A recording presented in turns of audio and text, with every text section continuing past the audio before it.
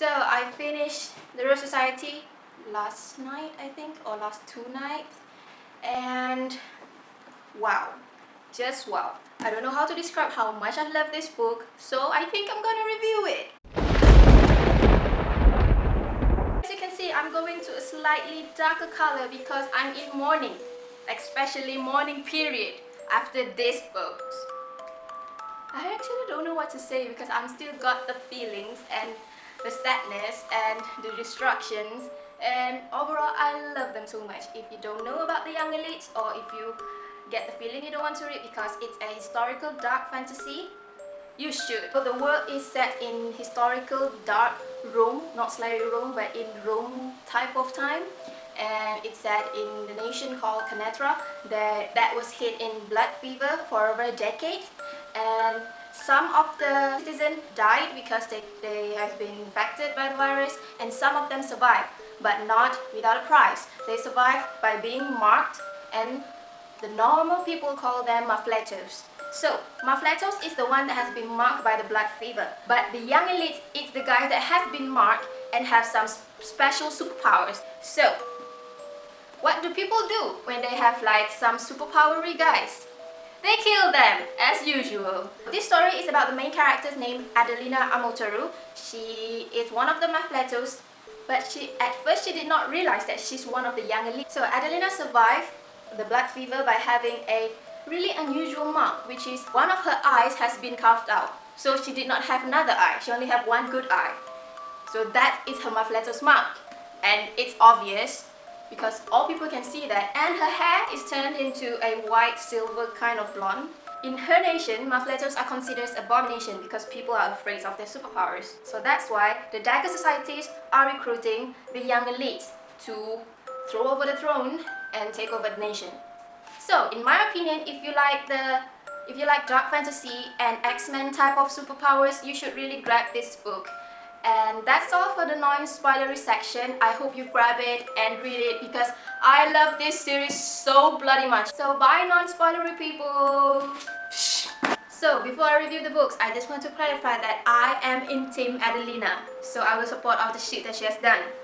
So move on to the first book, The Young Elite. Adelina came into powers the night she escaped her home and killed her dad. So after that, she's been captured by the Inquisition Axis, and the leaders like Taran Santoro. From the moment I met Taran, I already felt something unusual about him, like he's keeping some secrets. And guess what? I was right! And I don't get him, like he's one of the mafletos and young elites, like he have the powers to immediately cure his injuries, and that is a powerful powers. But why do he think that other mafletos and young elites are abomination? Like, I can't even. What the fuck, Taran? Like, you should be the leader of the young elites or the mafletos. And let's move on to the Dagger Society. My favorite male in this character will be Enzo. Like, he's hot. Hot damn. Pun intended. Like, seriously, his powers are like so awesome. Flame. Who doesn't like flame? I like flame. I like playing with fires. No pun intended, but I seriously like to play with fires. Like when I was a kid, my mom and my grandma used to like keep all the fire related stuff away from me, like lighters, matches, and that kind of stuff, because I love playing with it. Like I'm not even afraid of touching a fire. So Enzo's power really like intrigued me, and he overall as a character really intrigued me. I want to know about his past. I want to know what makes him want to create the Dagger Society. Like when we got to know that he is the crown prince, I was just like, whoa. I did not see that coming. And one of the really exciting characters is Raphael. He's a really solid character. I love his personality and his grace and his powers also. He can sense other elites' power and he will like study their powers and stuff. And like he also really wise. Maybe from his power he like see from like different perspectives and angles. And yeah, Raphael is really interesting character, but I do not like what he did by the end of the book. Seriously, dude. I know you talk to Enzo, like kill Adelina and some shit, but everyone lost him. Like, you shouldn't have abandoned her. From my view, he really should like expect some turnout if he sees Adelina again. You abandon her, what do you expect she gotta do? A girl's gotta do what a girl's gotta do, like destroying anarchy and stuff, you know?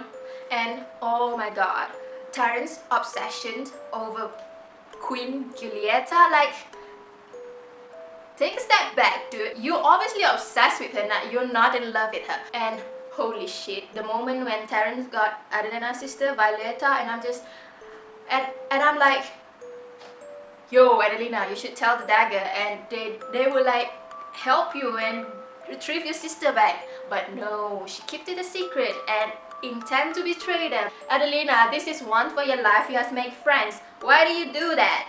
Why? But you can't really hate Adelina as a person, you know, because the stuff that she has done, she justifies it. She thinks it's right. So that's make Adelina an interesting character. That's make why I love Adelina. So villains and bad guys are usually my favorite characters. You can call me twisted or fucked up. I just love the characters that they did stuff because they think it's right and they will do anything to get their way. So that makes them a little bit interesting and intriguing, you know. One of the reasons that I really like Adelina is that I can relate to her past and some of her future a bit. Don't ask me why, because I don't know how to get it into words, but we kind of have the same situation and stuff. And okay, let's talk about the ending. I cried so bad when for the ending, like, holy crap, I did not see that coming. I did not see that bloody fucking plot twist. And suddenly everyone's blaming Adelina, like, what the fuck? Like, she didn't even know that is Enzo because she can't really fit on Terrence's fear. You know, Terrence is like a bloody China wall, the Great Wall of China, you know, because you can't really penetrate him. You don't really know who he is until the secret's out. Duh. Okay, so by the epilogue of this book, we see Queen Mieves. She can bring the dead back again. Like, wow. I seriously think she's gonna bring Enzo back, hopefully, because I don't want to lose Enzo. Like, why? And I have high hopes for the next book. And oh my god, after I finished this book, I was like, give me the next one. And I need to wait around 3 to 4 months for the next book. So I keep thinking about this book. This is my first Mary Lou books ever and one of my favorite read this year. So you can imagine how I got the second book. So let's move on to the second book. Okay, the second book. I got it a little bit late, like 1 week late, but I still can compose myself. But from the moment I got the book in my hand, I abandoned all my reading and straight away start this book. Sorry, not sorry. Before I started reading this book, what I really want is for Adelina's to kick some ass, for Adelina's to kick the daggers' asses, for Adelina's to kick Terrence's ass, for Adelina's to kick the queen's ass, and for Adelina to take the throne. And what I get them all. How happy I am because of that. One of the little things that I really beginning to appreciate of this book is the blurbs we got whenever we're in Adelina's point of view, like the seriously dark blurb. We don't get other blurbs from other characters' point of view, so I really appreciate that. Thank you so much. This book is more darker than the first one. It's one of the darkest books that I have read, and it's YA. Wow, that's just wow. And this book started off after the end of the Young Elites, when the daggers abandoned Adelina and she has to flee Canetra's with Sister Violetta and on the quest to search for another allies, specifically Maggiano. We know that Violetta have powers. She can like strip off other elites' powers, and that's really powerful. Like one of the powerful power ever next to Adelina. Like, wow. And we came across Maggiano. From the moment I met Maggiano, I already thought I'm gonna love him, and guess what? I love him. His powers, mimicking others' powers, are so wonderful. I never even thought about that power. After I read this, I want his powers. Like, you can mimic other people. Ooh, the moment when she and Violetta went inside the Night King's palace, and we got to see Adelina's powers developments and her character development overall. And just wow.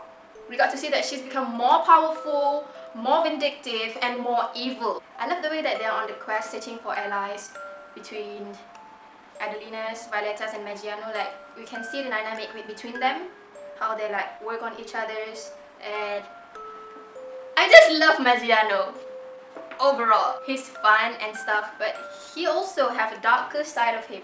And oh my god, Sergio! The moment I met Sergio, I was like, I think I know about this guy. And he's the guy that can call up rain. How cool is that? And He's the guy that has been abandoned by the daggers too. What the fuck, Dagger Society? So, from the first book, we got to see that Adelina's settled with her powers and she's been practicing and stuff. But this book is so much darker and we can see she already has the powers. All her powers, you know what I mean? Oh, and I was right. Of the obsession. Terrence is obviously obsessed with Julieta. I knew it! I can't really talk much about this book because I still have the feels and the betrayals. From the first book, I thought I really liked Myth. But after reading this, I just like, nah, I can't. Because she's using the daggers, you know. She's using it to take territories of Canatra. She wants to make Canatra one of Belden's territories. Like, no. And she wants to resurrect Enzo to have power over him. Like, no, also no. And I really like the idea of Adelina interfering in the resurrection scene and make Enzo connected with her. One thing that Myth didn't tell the daggers is that she can control the one she resurrected. And she hoped that Raphael can control Enzo. But no, Adelina interfered and she now can control Enzo. And my heart really broke from the Enzo-Lina shippers like me because I was beginning to change shape. Like now I'm ship Adelina as a Maggiano. Like I can't even begin on the scene that I really love, that the kiss scene, and also the scene that is making her laugh and stuff. And the moment he woke up, I got the feeling that he's not entirely Enzo. Like you can see his appearance Enzo, but he got the darkness tint within his soul. So I really hope that they can work together. And that frustrates me because the moment Enzo knows the truth from the dagger, guess what? He said that Adelina is a betrayer. What? I was rooting for your ship, Enzo. Like seriously, now I'm changing ship. I'm not even sorry. The Enzo-Lina ship's already been burned up. Pun intended. Oh, and when Adelina got her revenge on Terrence, I was like, you go, girl! Like, holy shit, now her powers is like so powerful and she got to hallucinate all the stuff right now and do some of the greatest illusion ever. She tricked Terrence for thinking that the queen is also Mafletos and Terrence killed her, and I was so happy about it. I'm just like, you got. And I was so happy that the queen's now dead and Adelina's got the throne.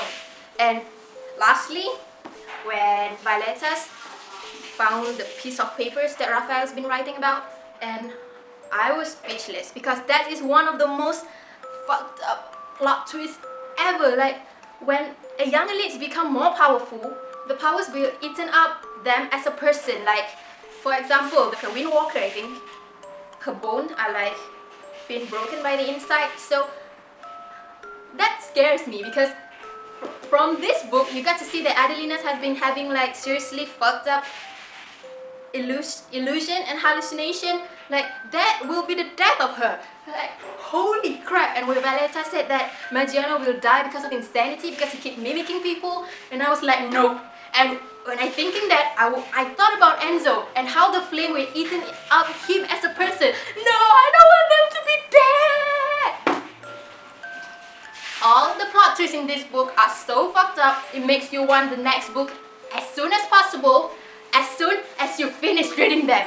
Like, Mary Lou, you did a great job. You can see how much I love this book series, but I need to wait for another year for the last book. So please pray for me that I can bear the wait.